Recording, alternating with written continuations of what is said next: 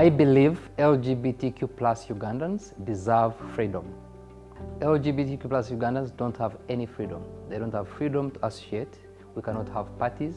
We cannot have events. We cannot have pride. LGBTQ plus Ugandans don't have any freedom to love. People are denied to pick the love of their choice.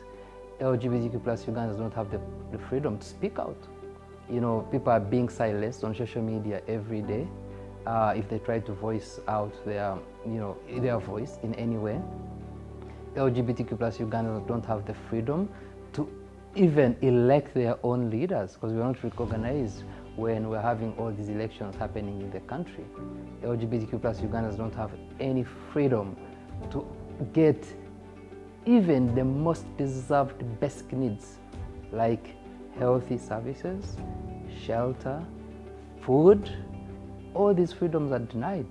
LGBTQ persons deserve the freedom to have a voice. There is no voice at all.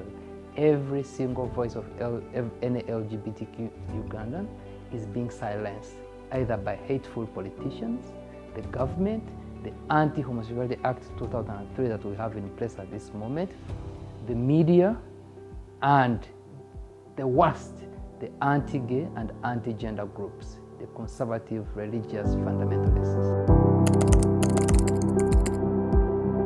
The LGBTQ plus community is very resilient. There's a lot of resilience coming from young leaders, mostly who are on the grassroots, making sure that they bring out the voices of the much needed needs that would give LGBTQ persons freedom in this era. And number two, there's a lot of visibility. Community leaders and activists like myself have made sure the visibility of the LGBTQ plus movement stays alive. For example, by having a big presence on social media, by engaging in every forum that this country has. We have our own media right now as the LGBTQ plus movement that is giving a voice to the movement as well. We have a lot of political influence. As you can see, we've almost turned this country upside down with the HA. That means we are doing all this work to make sure that all the freedoms that are denied the LGBTQ plus Ugandans are attained at some point. Doing litigation, going to court, we are at the moment challenging the AHA, the Anti-Homosexuality Act 2003, working with allies and partners and the legal fraternity that supports the community. We are in court and we definitely sure, I am confident, we are going to win this. And of course, once we win, that is some bit of freedom. It gives us a breather and allows the LGBTQ community to have the freedom to associate or have some spaces that were denied before. The other ways we're doing this is to make sure that there's inclusion in some policies. We're creating spaces. At some point as Sexual Minorities in Uganda, we ran a campaign that is aimed at creating spaces for the LGBTQ plus Ugandans. Spaces in social gatherings, for instance, spaces in clubs and bars, spaces in our own partner civil society organizings, spaces in every place where we feel like a Ugandan is going to be, because we believe wherever a Ugandan is, there is an LGBTQ plus person there. So creating those spaces to make sure that there's freedom attained at that level wherever an LGBTQ person is. As LGBTQ plus Ugandans, we need to tap into the pop culture, one, the sports, traditional culture. And again, I mean, these are the enemies, but the religious groups. Because unless we have religious leaders preaching at the pulpit freedom and love and acceptance, it will take a very long time for Ugandans to accept LGBTQ persons, but also to change the hearts and minds of many ordinary Ugandans. Because the majority of Ugandans just faithfully believe in what the religious leader says. So we either need LGBTQ plus religious leaders who can preach love at the pulpit, or we need to get these very religious leaders in Uganda and make them preach love and tolerance. And then with cultural leaders, imagine if you got all these Kabakas and Omukamas and who in Uganda to talk about tolerance and remind Ugandans about the history of the LGBTQ plus community and our own Ugandan communities and our own context, bring out our own local language that talks about homosexuality or refers to homosexuality and say, you know, this is not Western. We've had LGBTQ persons here for a very long time. They have been with us even before the explorers and the colonialists. They have been with us even before the extreme American evangelicals came here. So if the culture leaders can start, talking about LGBTQ plus human rights, then many Ugandans will change their minds. If you have celebrities and sports figures and influencers, influential Ugandans talking about LGBTQ plus rights, there are some Ugandans who have their people they listen to. If that person speaks, then they don't question that. That's how we are as Ugandans. We have respect and love for people we like. So if we get those people to speak and support us, definitely we'll create some freedoms.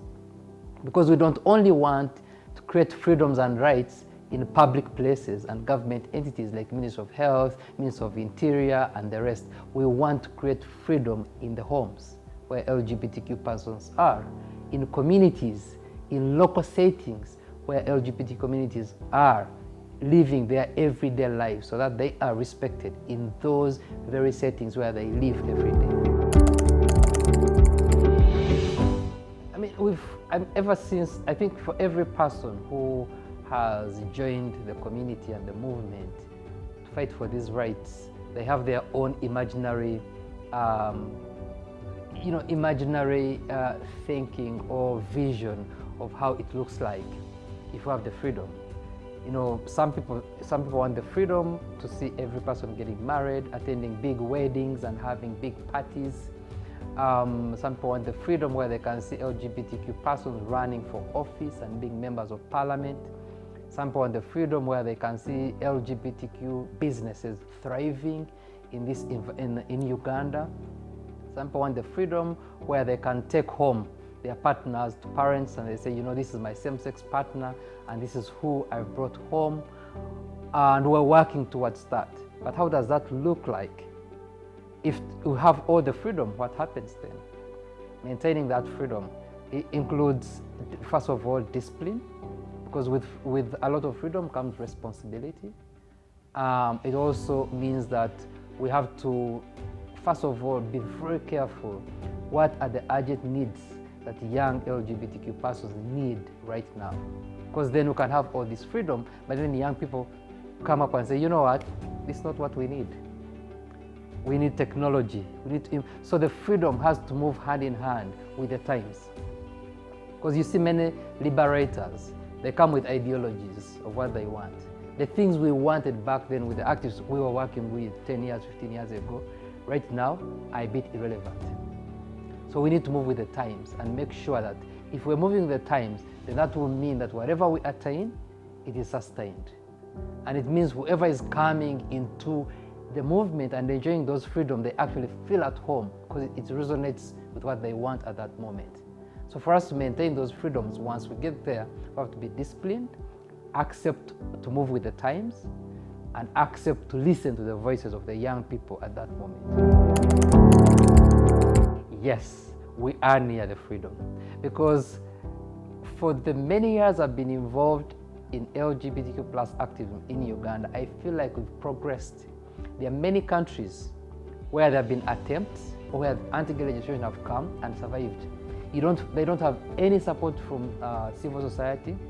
LGBTQ persons are in hiding, or some have fled the country.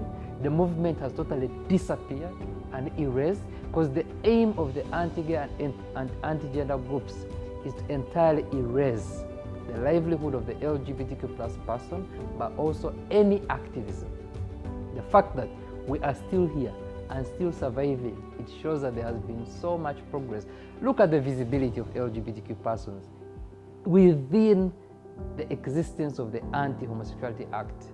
That shows you that we have attained a lot. And for me, I've always been telling many people here in Uganda that the LGBTQ plus community has been the most successful movement in this country, more than all these opposition groups you look at, because we've attained a lot of progress, because we put this government at task. We made every single person in this country respond to the Anti-Homosexuality Act. So that shows that there is so much progress. And I believe with these laws, we shall get rid of them. Our key issue is changing the hearts and minds of Ugandans to make sure that that Ugandan who cares about taking their same-sex partner home to their parent is accepted.